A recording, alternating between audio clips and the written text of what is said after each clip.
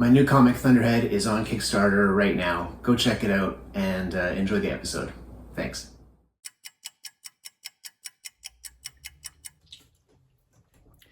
This time around, I'm working on some roughs instead of doing my usual work where I add the blue kind of watercolor line to my finished Kaya pages. Yeah, this time these are roughs for, what are we doing here? Kaya number 30. I've already gotten started on page 1 to 3 over here.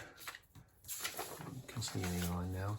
This is, I've already actually started working on Kaya number 30 in terms of like pencils and stuff like that. So I'm kind of playing catch up here on the thumbnails. I realize I have to get all these thumbnails done. I prefer to get all the thumbnails, these roughs, done before I start penciling the comic, because, you know, I want to really have a visual understanding of where the story's going to go and what moments to kind of emphasize and de-emphasize. So yeah, this is playing a bit of catch up. Usually I would have all this stuff done before I started working on the issue, but you know, this is again Kaya number 30. I'm 30 issues deep into the series, and deadlines are what they are. So, you know, you need to kind of, you can't always pick and choose however you feel. You wake up and go, oh, I'm gonna work on these roughs until they're done, and then once those are done, I'll start doing the pencils and inks. It's like I need to get both things done at the same time. So in the morning I wake up, I get the kids off with my wife, and then I go to a coffee shop, and usually that's my writing time, but now I have to pause my writing time at the coffee shop until these roughs are done, so that I have everything in front of me so I can start the penciling. My day kind of breaks up, like I give myself like about an hour or an hour and a half at if the things are really going really well at the coffee shop to do my writing, or as the case may be, my thumbnails. And then the rest of the day, you know, I come home and I work on pencil and ink for the rest of the day until it's time to go and get the kitties. So yeah, this is what I'm working on right now. Page 4, 5, 6, 7. I do 4 pages on, this is just like cheap, you know, printer paper. Do 4 pages per sheet of paper so that I can really kind of get a good grasp of where the story's going. And I just thought it'd be kind of interesting. You know, I'm always doing the same thing on the piece of paper. Doing the same thing, the blue kind of halftones on my final Kaya pages. So I thought it could be kind of interesting to switch it up and show you something else that I do.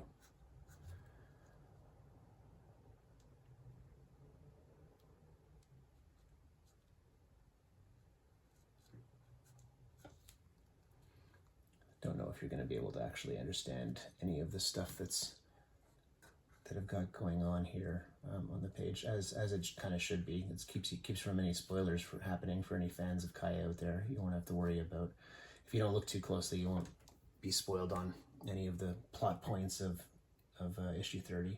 Or maybe by the time I get this video out, you know, it'll be so late that like issue 40 is already happening and this spoilers won't be a big deal. Who knows?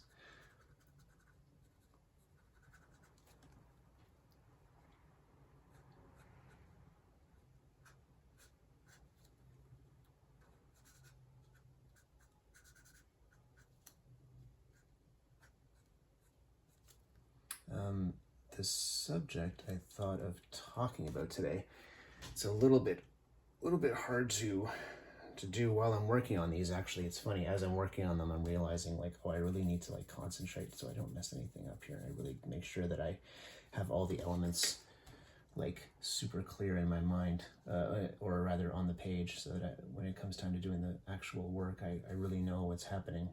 So I'll probably just take my time on this and pause occasionally to talk when I just when I can't concentrate on both things at the same time. Something I was thinking about was in Montreal, you know, the idea of like higher education after you graduate from high school. is it worth it to go into, college or university? CEGEP is what we have here in Quebec. And I think, I went into college when I graduated from high school, and there were definitely some positives and definitely some negatives. A lot of it depends on where you live and how expensive college or university is. I'd say, like, for example, in the United States, it can be very expensive, and I don't know if it's really worth it at the end of the day if you want an arts education to go into university.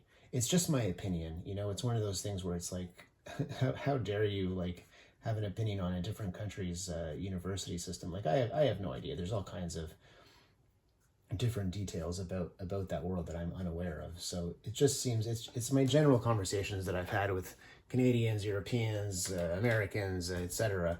over the years, and just a general impression that I've got.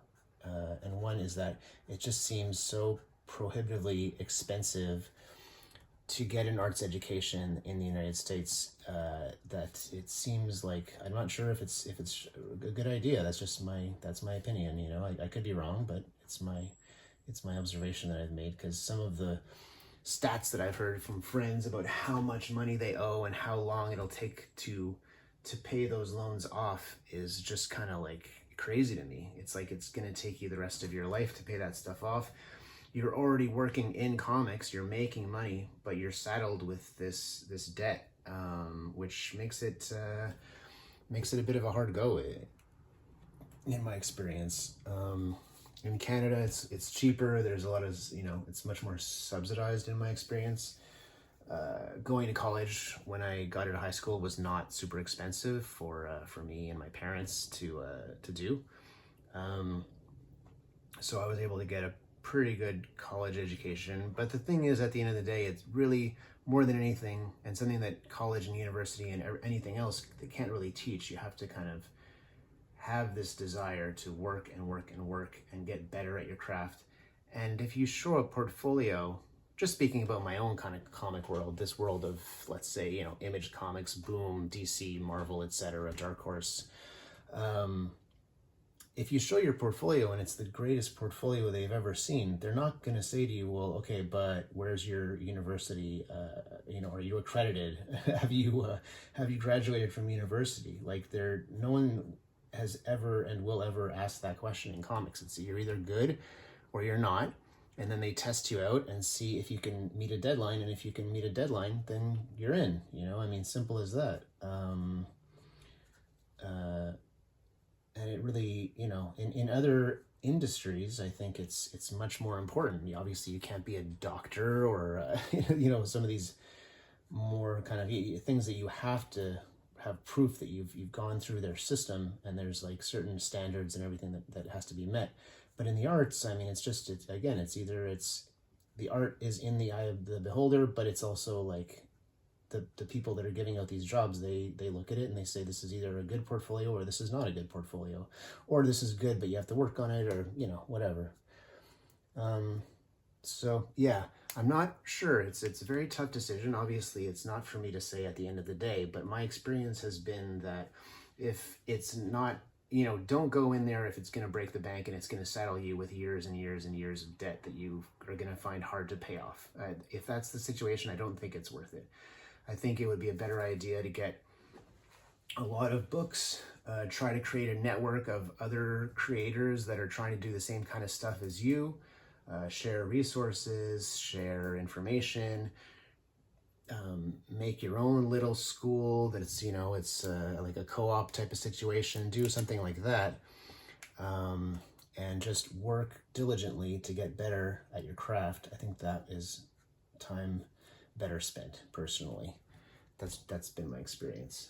But for me, I went to college. This is years and years and years ago. But for me, I found that it was that type of experience where every year the school would churn out, let's say, 15 or so students for illustration jobs every single year. It was a 3-year program, I should say, actually. So whatever, every 3 years they would churn out new students for these illustration jobs. but these illustrations jobs, they don't exist. There's like one illustration job in Montreal that's already taken by a bunch of illustrators that have already proven themselves years ago and have contacts in the industry, stuff like that. There's a few in Toronto, there's a few more in New York City, et cetera, et cetera. And so it's just the amount of people that they churned out is unrealistic, you know? Of course, there's illustration jobs, there's video game jobs, there's storyboards for movies, video games, cartoons, etc. There's different places for these skills, but they're, in my experience, kind of few and far between. So I felt that aspect was unrealistic of the school, and I felt like it was a little bit of a con in a way, I find. Of course, there's an aspect of it that's just like for survival of the fittest. We're going to throw all of you out there, and if you're good enough, you'll get the job, and if you're not, you won't, that kind of thing. But I just felt like it wasn't really realistic of the school to, if they're not ready, then don't let them graduate, basically. There was I took illustration and design, and then a few years later, I took money that I had made and paid my own way through a graphic design, a 1-year graphic design course. And I remember there's this one guy there, and he just, he was not good. I mean, he had his own style, I will give him that, but he wasn't a good worker. He did not know how to work with others. He was just, it just wasn't realistic. This guy's never going to get a job, just mainly, more than anything else, just because of his personality. He was kind of just a dude that just could rub a lot of people the wrong way. And every year, I think, as far as I understand, his parents were paying for his education in graphic design, because they were like, well, we got to give this kid something to do. He's got to find something to pay the bills. But it seemed to me like, he was clearly not good enough he wasn't ready to go out there as a graphic designer. He wasn't going to get any of these jobs. There was just no way. And every time, every year, or I should say every semester, that his parents would pay the fees, rather expensive fees too. It was a 1-year course, so therefore it was like 1 year intensive, and it was pretty expensive overall. I thought it was expensive at the time, for sure, because I never, put that amount of money down to do anything really. I was really young at the time, and but as long as the parents kept paying that bill, they kept advancing him in certain classes, and then other classes they'd hold him back. But they kept him in this kind of limbo where it's like, you can keep going forward because we want we want your parents' money, basically, to keep you going forward, but you're not quite good enough to graduate. So it's like he was in this perpetual state of limbo where he was never going to graduate from this program. And, I feel like that's just such a con, really. It's like, if they're not good enough, fail them and tell them that they have to, work on some stuff and come back, and maybe then they can graduate. It's like, you're not helping anyone by just holding him there perpetually.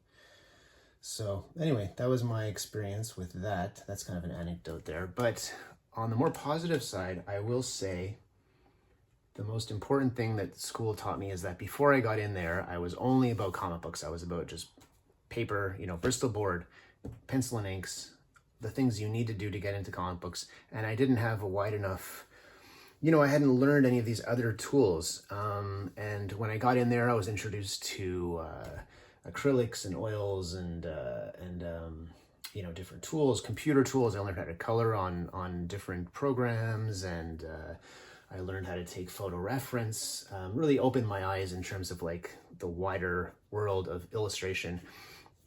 And I still only had one desire, is just to draw comic books, but you were able to take that and adapt it into your comic book work. Same thing with the graphic design school. I didn't think, it didn't really land me, it only landed me a few jobs.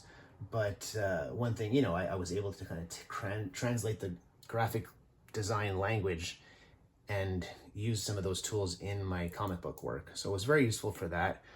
It was very useful for putting your stuff up on the board, and all the students would criticize you, like something that's, I find, it's really, really, really hard to take criticism. It really kind of hurts, but you have to build that muscle. You have to build that toughness where you can take criticism.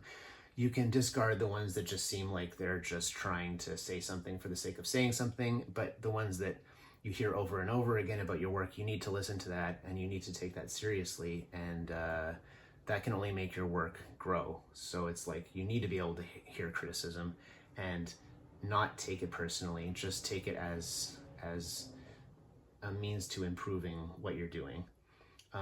Also thinking critically about your own work and about other people's work, that was very useful. And also as part of the illustration and design course, I had to take other courses, which at the time seemed like a big pain in the ass to me. It's like, I really just want to go to this. I don't know why I have to take this course and all the humanities and this and that. These gym courses, like who cares if I take this or not, but it's part of the program. I did. And in the long run, I remember taking a writing course, critical, like a way of reading novels in more of a critical manner, which I hadn't up to that point, which was super useful for my reading and my writing career. I took a philosophy course that really opened my eyes to a lot of things, probably turned me into a stereotypical university douchebag, that just because I learned one or two things about existentialism or whatever, I thought I was 10 times smarter than I actually was. But over time that goes away and you get knocked down by life a little bit more and you get a little bit more humble. But those things were all very important and helped me kind of grow as a person. So that was useful. So there are a lot of, there's positives and negatives, and you have to kind of weigh those out. It's a tough decision to make, and you have to make it in a very short amount of time between that high school time and college or university or whatever. So yeah, tough one. Those have been my general observations of when my experience, myself, and who I've talked to about those kind of things. So yeah, take it as you will, and hopefully it helps you. That's it. Bye. Thunderhead, superheroes on acid. That's all you really need to know about it. It's me and Kevin Castanero making some comic book magic, and it is on Kickstarter starting in at the end of July and going all the way through August. So we've got just amazing art, some amazing covers from my buds at Lethal Comic Books, Carl Kerschel, Andy Belanger. I'm doing a cover, Kevin's doing a cover. I am doing flashback. I'm writing the series and doing some flashback stuff. Kevin is doing the bulk of the amazing artwork that you got to check out. With every issue, like with every issue, there will be, what do we got? We got a free sketchbook, we got a free poster, free stickers, along with the actual oversized comic book that you'll get. So yeah, on Kickstarter, check it out. Thanks for listening.